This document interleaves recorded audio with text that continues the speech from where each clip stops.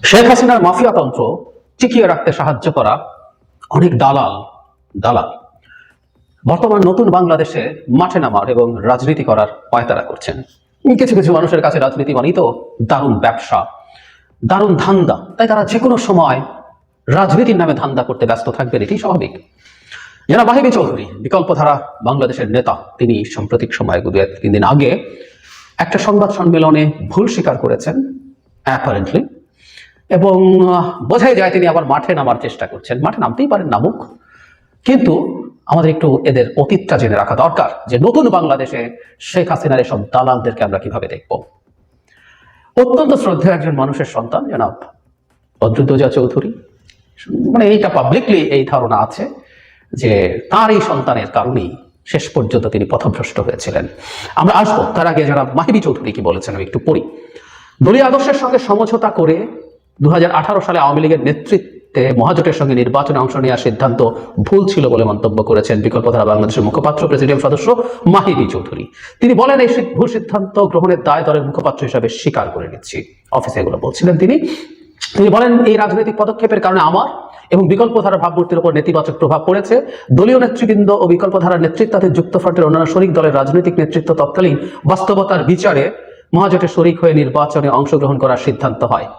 বাস্তবতার বিচার আবার বলছেন, পরিবর্তন প্রত্যাশী অনেক তরুণ এবং সংস্কারপন্থী নাগরিকরা দলের আমার এই পদক্ষেপকে সুবিধাবাদী পদক্ষেপ হিসেবে বিবেচনা করেছে, ফলে আমার নেতৃত্বের প্রতি আস্থা ও দলের জনপ্রিয়তা হ্রাস পেয়েছে। আত্মসমালোচনার মাধ্যমে ভুল থেকে বেরিয়ে এসে বিকল্পধারার আদর্শকে সমুন্নত করতে না পারলে বর্তমান প্রজন্মের কাছে বিকল্পধারার প্রাসঙ্গিকতা হারাবে। তিনি বলেন 24 নির্বাচনে অংশগ্রহণকারী একমাত্র দল যারা আওয়ামী লীগের সঙ্গে আলোচনা কিংবা সমঝোতার চেষ্টা করেনি, যদিও সেই সময় বিভিন্ন গণমাধ্যমে খবর বেরিয়েছে বিকল্পধারা আওয়ামী লীগের সঙ্গে আসল সমঝোতার চেষ্টা করে সফল হয়নি, এটা ব্র্যাকেটে লেখা আছে। যে কারণে 2018 সালে একতরফা প্রহসনমূলক নির্বাচনের অসম্মানজনক বিজয়ের চাইতে 2024 সালের পরাজয় আমাদের কাছে অধিকতর সম্মানজনক ছিল। আমি আর অন্যগুলো দেখতে চাই না। 24 সালে উনি নির্বাচনে অংশগ্রহণ করেছেন এবং আসলে সমঝোতা করে পারেনি। শেখ হাসিনার কাছে বিকল্পধারা মাহিবী চৌধুরীদের কানাকড়িও মূল্য ছিল না। 18 সালে কেন মূল্য ছিল সেটাই আসি, কেন তখন তারা কত টাকায় বেচা হয়েছেন, আসলে এগুলো অঙ্কটা আমরা জানো না, বেচা হয়েছিলেন।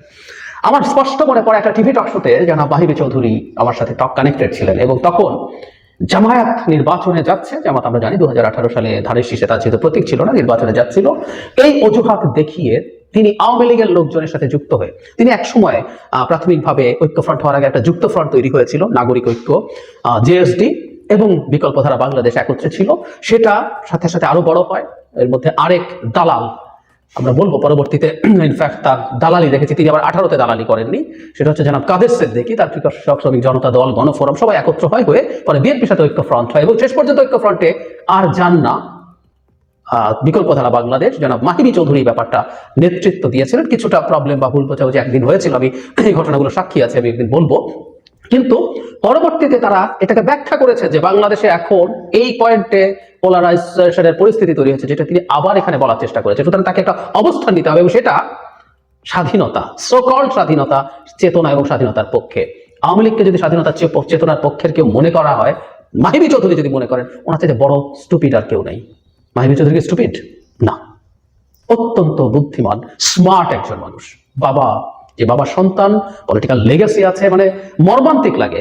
তার দাদা কত সেই সময় থেকে তারা রাজনীতিতে সম্ভ্রান্ত পরিবার, রাজনীতি করা পরিবার। তার বাবা, আমি যদি ভুল না করে থাকি, তার দাদা প্রাদেশিক পরিষদের সদস্য ছিলেন।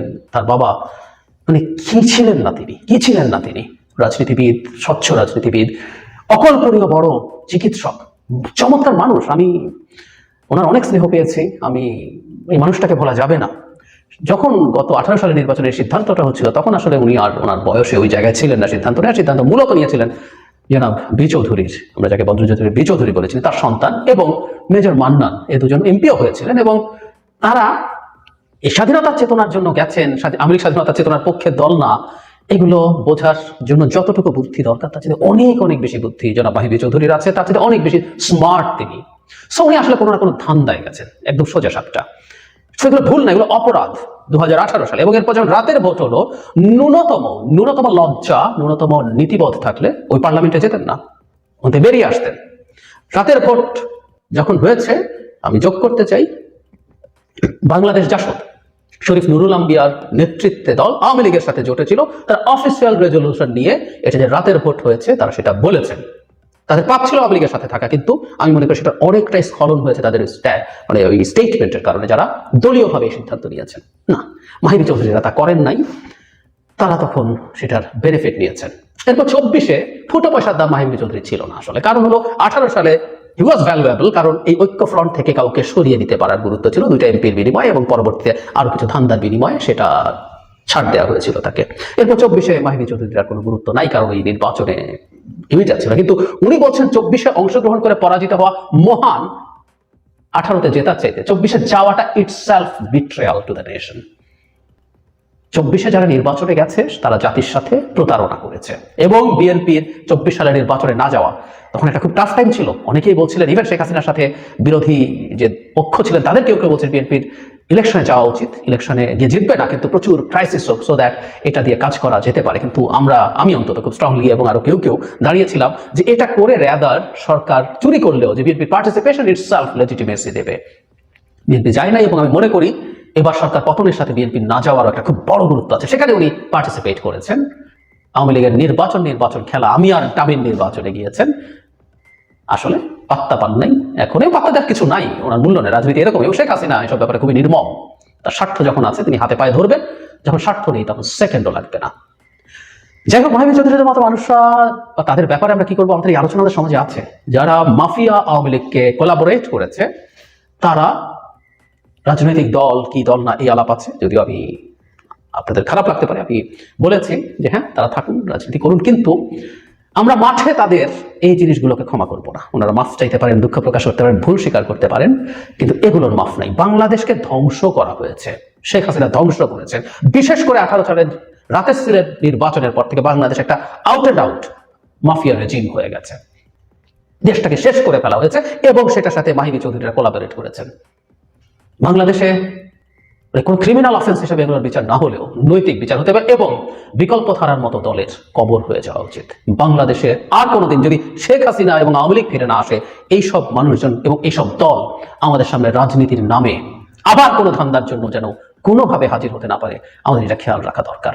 আমরা এই জুলাই অগাস্ট অভ্যুত্থান এবং শেখ হাসিনাকে পতন ঘটানোর পর আমাদের বেশ কিছু জায়গায় মতের প্রশ্ন আছে, আমাদের অনেক রকম আলোচনা সমালোচনা আমরা করছি, আমরা পরস্পরের সাথে বিতর্ক করছি, কিন্তু কিছু মৌলিক জায়গায় আমরা যেন ঐক্যমত্য পোষণ করি। হয়তো নিষিদ্ধ করে দেওয়া উচিত কি উচিত না নিয়ে কথাবার্তা হতে পারে, কিন্তু এই ব্যাপারে আমাদের যাতে দ্বিমত কোনোভাবেই না হয়। এইসব মানুষ যারা আবার নতুন করে মাঠে নামছে, কাদের সিদ্দিকী বিরাট সমালোচনা করছেন, অথচ ওনার শেখ হাসিনা বা তার বোনের জন্য জীবন দিয়ে দিতে চেয়েছিলাম। একটা আলাদা ভিডিও করেছি, আপনারা কেউ সার্চ করে পেলে দেখতে পারেন কি কি করেছেন, কি কি বলেছেন। এরপর বিরাট চোর বলছেন আওয়ামী লীগ সরকারকে। এরা সব মাঠে নামার চেষ্টা করছেন। 18 সালে তিনি ঐক্য ফ্রন্টের সাথে থেকে তার সন্তানের জন্য নমিনেশন নিয়েছিলেন, তিনি সম্ভবত ঋণ খেলাপি, এই কারণে নমিনেশন পান নাই। এরপর গিয়ে আপার সাথে খাতির, মানে ধান্দাবাজি। এই মানুষগুলোকে আমরা আসলে দেখে রাখবো, চিনে রাখবো। নতুন বাংলাদেশে বেসিক যে রাজনৈতিক বন্দোবস্ত, বেসিক এটা অনেক রাজনৈতিক বন্দোবস্ত বলে শোনা যায়, বিশেষ করে ছাত্ররা অনেক কিছু করতে চাচ্ছে, আমি এত কিছু না, লিস্ট কতগুলো যে বন্দোবস্ত আমরা মানবো, তার মধ্যে এইসব লোকজনকে যেন আমরা অ্যাভয়েড করি। এসব সোকল্ড পার্টি, এগুলোকে সোকল্ড পার্টি বলছি, এটা সাইজের জন্য না, যারা জাস্ট একটা পার্টি নামে দোকান খোলে এবং হালুয়া রুটির জন্য বিভিন্ন জায়গায় যেতে থাকে, সেগুলোকে আমি বলছি সোকল্ড পার্টি। এগুলো পার্টি না, পলিটিক্যাল পার্টি না। আওয়ামী লীগের সাথে কোলাবোরেট করা, আওয়ামী লীগ নিজে এবং কোলাবোরেট করা, কোনোটাই পলিটিক্যাল পার্টি আসলে না, কোনো ব্যক্তি পার্টি যেই হোক না কেন। আমরা যেন সতর্ক থাকি, এসব নাকি কান্না, এসব মায়া কান্না যেন না ভুলি। Is a very impressive person Mahibi Chowdhury, আবার আসবেন আমি জানি, এসব বলবেন, নাকি কান্না কাঁদবেন, আমরা যেন তাদেরকে ক্রমাগত প্রত্যাখ্যান করতে থাকি।